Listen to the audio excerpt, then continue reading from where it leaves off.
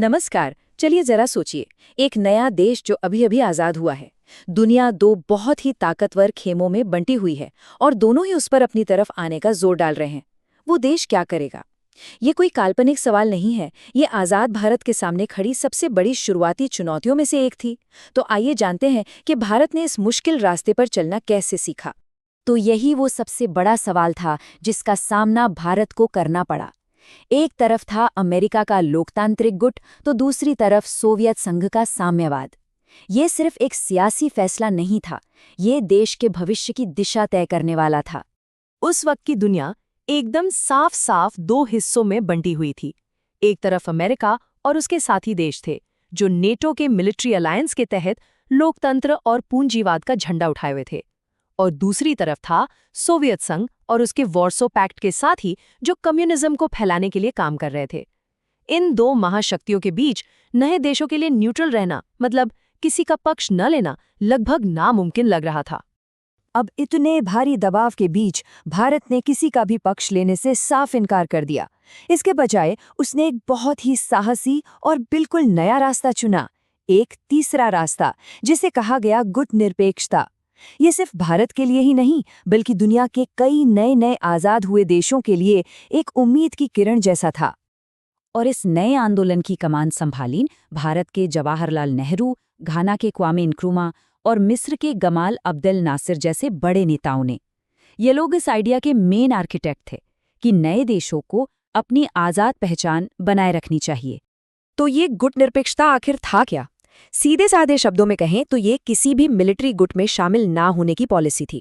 इसका मतलब ये नहीं था कि भारत दुनिया से कटकर रहेगा, नहीं, बल्कि ये कि वो अपने फैसले खुद करेगा और अपनी आज़ादी को, अपनी संप्रभुता को सबसे ऊपर रखेगा।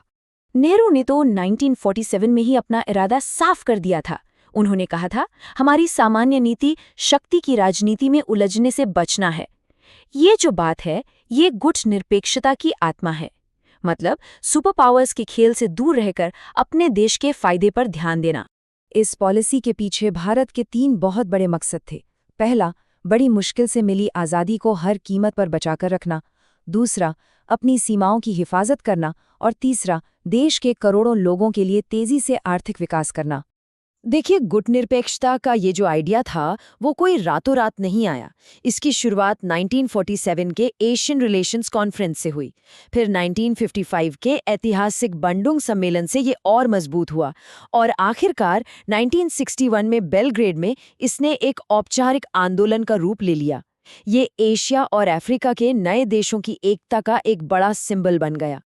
लेकिन भारत की इस आइडियलिस्टिक पॉलिसी का सबसे बड़ा इम्तिहान उसके अपने ही पड़ोस में होने वाला था। अब हम कहानी के उस हिस्से में चलते हैं जहां एक दोस्ती दुश्मनी में बदलने वाली थी, यानी भारत और चीन के रिश्ते। शुरू में तो भारत और चीन के रिश्ते बहुत ही अच्छे थे। 1954 में दोनों ने पंचशील समझौते पर दस्तखत किए, जो शांति से साथ रहने के 5 सिद्धांतों पर आधारित था। उस दौर में हिंदी चीनी भाई भाई का नारा तो हर तरफ गूंज रहा था। ऐसा लग रहा था कि एशिया की ये 2 सबसे बड़ी ताकतें मिलकर एक नया भविष्य लिखेंगी।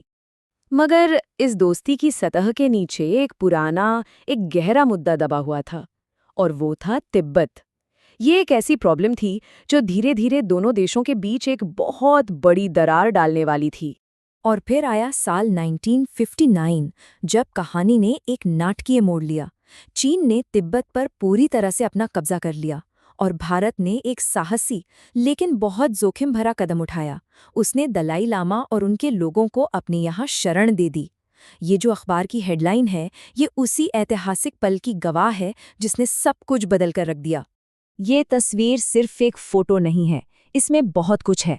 शरणार्थियों का दर्द है, एक नेता का साहस है, और एक पड़ोसी देश का उठाया हुआ एक मानवीय कदम भी है। दलाई लामा का भारत आना सिर्फ एक राजनीतिक घटना नहीं थी, ये वो लम्हा था जिसने दोनों देशों के बीच तनाव को बिल्कुल चरम पर पहुंचा दिया।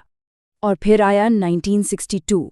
ये वो साल था जब भारत का आदर्शवाद हकीकत की जमीन से टकराकर चकनाचूर हो गया। ये भारत की विदेश नीति के इतिहास का शायद सबसे काला अध्याय बनने वाला था।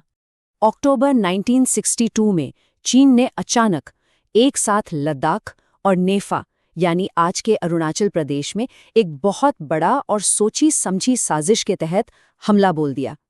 भारत इस हमले के लिए बिल्कुल भी तैयार नहीं था और इसके नतीजे बहुत ही विनाशकारी होने वाले थे। उस समय की हालत को महान कार्टूनिस्ट आर के लक्ष्मण के इस कार्टून से बेहतर और कोई नहीं बता सकता। एक विशाल चीनी रोलर के सामने खड़ा एक छोटा सा बेबस भारत। ये तस्वीर उस वक्त देश में फैले सदमे और लाचारी को दिखाती है। इस जंग में मिली हार ने भारत को अंदर तक हिलाकर रख दिया।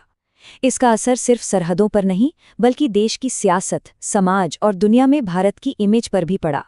ये एक ऐसी कड़वी सच्चाई थी जिसने भारत को हमेशा के लिए बदल दिया। इस हार के नतीजे बहुत दूर तक जाने वाले थे।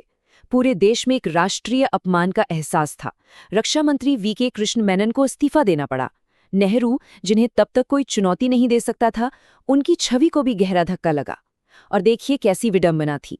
गुट निरपेक्ष भारत को अमेरिका और ब्रिटेन से मिलिट्री मदद मांगनी पड़ी। इस संकट ने देश की राजनीति में भी भूचाल ला दिया, जिससे कम्युनिस्ट पार्टी तक टूट गई। जंग से पहले भारत की सोच क्या थी, ये समझने के लिए सी राजगोपालाचारी का 1950 का ये कोटेशन देखिए। वो मानते थे कि भारत अपनी नैतिक शक्ति, अपनी मॉरल पावर के दम पर दुनिया की एक बड़ी ताकत बनेगा। ये एक बहुत ही खूबसूरत आदर्शवादी सपना था। लेकिन 1962 की हार ने इस सपने को तोड़ दिया और एक बहुत ही कड़वा सवाल पीछे छोड़ दिया। क्या इस जटिल और बेरहम दुनिया में सिर्फ नैतिक शक्ति के सहारे चला जा सकता है? ये एक ऐसा सवाल है जिसका जवाब भारत आज भी ढूंढ रहा है।